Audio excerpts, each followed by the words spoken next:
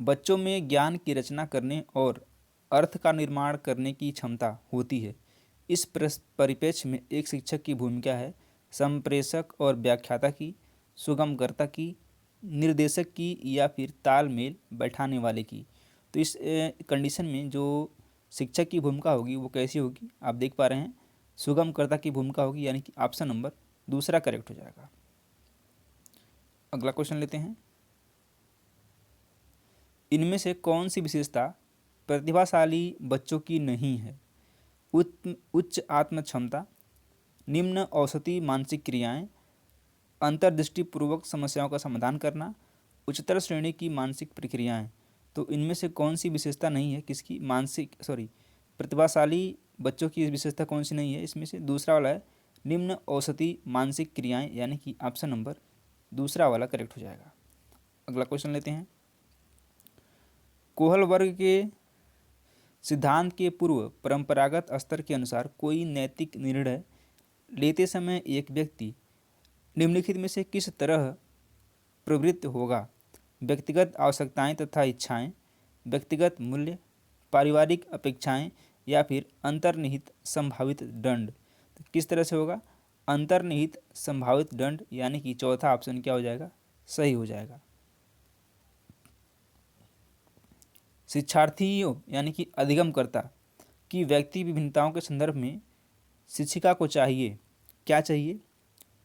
निगमनात्मक पद्धति के आधार पर समस्याओं का समाधान करना, कलन विधि यानी कि एल्गोरिदम का अधिकतर प्रयोग करना, याद करने के लिए शिक्षार्थियों को तथ्य उपलब्ध कराना, विविध प्रकार की अधिगम परिस्थितियों को उपलब्ध कराना। तो क्या होगा?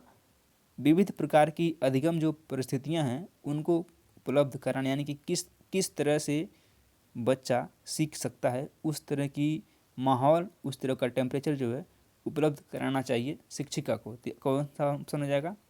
चौथा ऑप्शन सही हो जाएगा। सीटेट की एक खासियत क्या है कि जो भी ऑप्शन किसी स्टूडेंट, यानी कि आप मान के चलेंगे कि कोई भी ऑप्शन यदि स्टूडेंट्स के अपोजिट है, उसकी बुराई कर रहा है, तो वो ऑप्शन हमेशा गलत होता है। इसका विशेष ध्यान रखना है सीटेट में। अगला क्वेश्चन लेते हैं।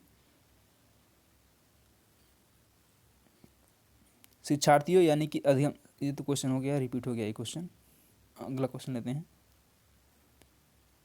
निम्नलिखित में से कौन सा बाल विकास का एक सिद्धांत नहीं है? नहीं है पूछा गया है, ध्यान रखना है। विकास के सभी क्षेत्र महत्वपूर्ण हैं।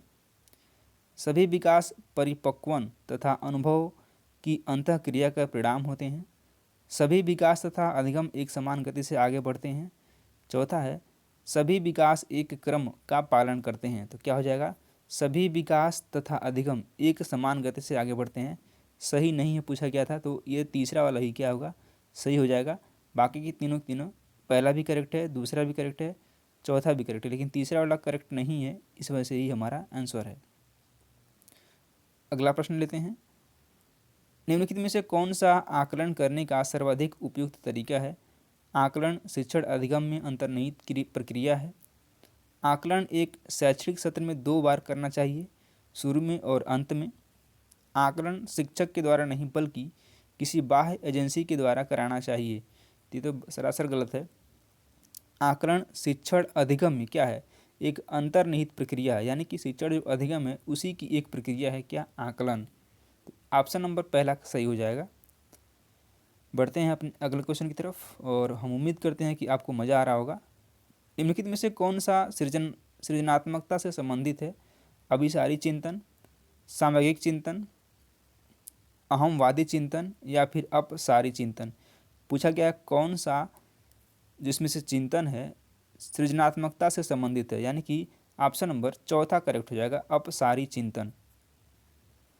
बच्चों के बारे में निम्नलिखित कथनों में से किस कथन से वाइदगोस्की सहमत होते हैं? बच्चे तब सीखते हैं जब उनके लिए आकर्षक पुरस्कार निर्धारित किए जाएं। बच्चों के चिंतन को तब समझा जा सकता है जब प्रयोगशाला में पशुओं पर प्रयोग किए जाएं। तीसरा है बच्चे जन्म से शैतान होते हैं और उन्हें दंड देकर नियंत्रित किया जाना चाहिए। और चौथा है बच्चे समवयस्कों और वयस्कों के साथ सामाजिक अंतःक्रियाओं के माध्यम से सीखते हैं। तो क्या हो जाएगा? बच्चे जो होते हैं वो अनुकरण द्वारा ज़्यादा सीखते हैं, यानी कि बच्चे समवयस्कों और वयस्कों के साथ जो सामाजिक अंतःक्रिया होती है उसके द्वारा क्या होती है, वो सीखते हैं, यानी कि अनुकरण के माध्यम से सीखते हैं। बड़ा जो करेगा, मान लीजिए घर के बड़े हैं या फिर उनका उस बच्चे का कोई भाई है, ठीक है, ये जो करेगा वो बच्चा उसको जल्दी से अनुकरण कर लेगा, वो भी करने की कोशिश करेगा। तो बच्चे क्या करते हैं, जो भी आसपास देखते हैं उसी के अनुसार वो सीखते हैं या फिर क्रिया करते हैं। तो चौथा ऑप्शन क्या हो जाएगा, करेक्ट हो जाएगा।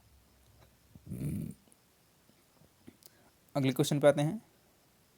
बच्चे चिंतन में वयस्कों की भांति ही होते हैं और ज्यों ज्यों वे बड़े होते हैं उनके चिंतन में गुणात्मक वृद्धि होती है। दूसरा है, खाली बर्तन के समान होते हैं जिसमें बड़े के द्वारा किया गया ज्ञान भरा जाता है। तीसरा है, निष्क्रिय जीव होते हैं जो प्रदत्त सूचना को ज्यों की त्यों प्रतिलिपि के रूप में प्रस्तुत करते हैं। और चौथा है, जिज्ञासु प्राणी होते हैं जो अपने चारों ओर के जगत को खोजने के लिए अपने ही तर्कों और क्षमताओं का उपयोग करते हैं। क्या करेंगे, बच्चे जो होते हैं वो जिज्ञासु होते हैं, यानी कि क्रिएटिविटी होते हैं। वो अपने चारों ओर के जगत को खोजने के लिए अपने ही तर्कों और यानी कि अपनी क्षमताओं का विकास कर उपयोग करेंगे। यानी कि कोई बच्चा है वो आसपास जो चीज़ देखेगा सबसे पहले उसको कोशिश करेगा खुद से जानने का, यदि नहीं जान पाएगा तो पूछेगा ये क्या है, कैसे है, क्यों है, ये जरूर करेगा। तो ऑप्शन नंबर चौथा करेक्ट हो जाएगा। बच्चों की त्रुटियों के बारे में कौन सा कथन सत्य है। बच्चों की त्रुटियां उनके सीखने की प्रक्रिया का अंग है। बच्चे तब त्रुटियां करते हैं जब शिक्षक सौम्य हो और उन्हें त्रुटियां करने पर दंड न देता हो। बच्चों की त्रुटियां शिक्षक के लिए महत्वहीन है और उसे चाहिए कि उन्हें काट दे और उन पर अधिक ध्यान न दे। चौथा है, असावधानी के कारण बच्चे त्रुटियां करते हैं। तो बच्चों की जो त्रुटियां उनके सीखने की क्या एक प्रक्रिया है। जैसे मान लीजिए कोई बच्चा है, ठीक है, वो एक बार, यानी कि इसे होता क्या है, मान लीजिए साइकिल चला रहा है कोई बच्चा, या फिर कुछ और लेते हैं, मान लीजिए एक गिलास, कोई सामान है जो उसको कहीं रखना है, वो एक बार में नहीं रख पाएगा, दोबारा रखने की कोशिश करेगा, तो वो क्या करेगा, वो उस प्लेस पे उस जगह पर रख लेगा, यानी कि 3-4 बार करेगा तो वो रख लेगा। लेकिन यदि आप उसको पहले ही डांट देंगे कि ऐसा मत करो, वो करो, तो वो फिर डर जाएगा और फिर दोबारा कोशिश नहीं करेगा। तो क्या होगा, बच्चों की त्रुटियाँ उनके सीखने की प्रक्रिया का क्या है, एक अंग है। बच्चे अगर त्रुटि कर रहे हैं तो कुछ ना कुछ सीख रहे हैं उससे। तो ऑप्शन नंबर पहला करेक्ट हो जाएगा। अगला क्वेश्चन, अध्यापक को यह सुनिश्चित करना चाहिए कि उसकी कक्षा के सभी शिक्षार्थी अपने आप को स्वीकृत और सम्मानित समझें। इसके लिए शिक्षक को चाहिए कि वह वंचित पृष्ठभूमि से आने वाले बच्चों का तिरस्कार करें ताकि वे अनुभव करें कि उन्हें अधिक कठोर परिश्रम करना है। उन शिक्षार्थियों का पता लगाए जो अच्छी अंग्रेजी बोल सकते हों और संपन्न घरों से हों तथा उन्हें आदर्श के रूप में प्रस्तुत करते हैं। तो ये क्या है, ये सरासर दोनों के दोनों गलत हैं, ऐसा नहीं करना है कभी भी, ठीक है। जो इनमें से दोनों दोनों के दोनों गलत हैं और ये सही नहीं है, इसका 2 ऑप्शन छूट गया है। अगला क्वेश्चन लेते हैं। सुरेश सामान्य रूप से एक शांत कमरे में अकेले पढ़ना चाहता है जबकि मदन एक समूह में अपने मित्रों के साथ पढ़ना चाहता है। यह उनके यानी कि किस तरह की विभिन्नता है, अभिक्षमता, अधिगम शैली, परावर्तक परावर्तकता स्तर या फिर मूल्यों का स्तर, यानी कि किस तरह की इसमें विभिन्नता है। तो क्या हो जाएगा, अधिगम शैली की क्या है, उनमें विभिन्नता है। एक शांत अकेले पढ़ना चाहता है और एक ग्रुप में पढ़ना चाहता है, दोनों की अलग अलग अपनी अधिगम शैली है। तो ऑप्शन नंबर दूसरा करेक्ट हो जाएगा। भारत में भाषिक विभिन्नता, थोड़ा छोटा करना पड़ेगा, हाँ, भारत में भाषिक विभिन्नता बहुत है। इस संदर्भ में विशेषकर कक्षा 1 और 2 के प्राथमिक स्तर पर बहुभाषिक कक्षाओं के बारे में सर्वथा उपयुक्त कथन क्या है। विद्यालय में उन्हीं बच्चों को प्रवेश दिया जाए जिनकी मातृभाषा वही हो जो शिक्षा के लिए अपनाई जा रही हो। दूसरा है, शिक्षा को सभी भाषाओं का सम्मान करना चाहिए और सभी भाषाओं में अभिव्यक्ति के लिए बच्चों को प्रोत्साहित करना चाहिए। और तीसरा है, जो बच्चे कक्षा में मातृभाषा का उपयोग करते हैं अध्यापक को उनकी उपेक्षा करनी चाहिए।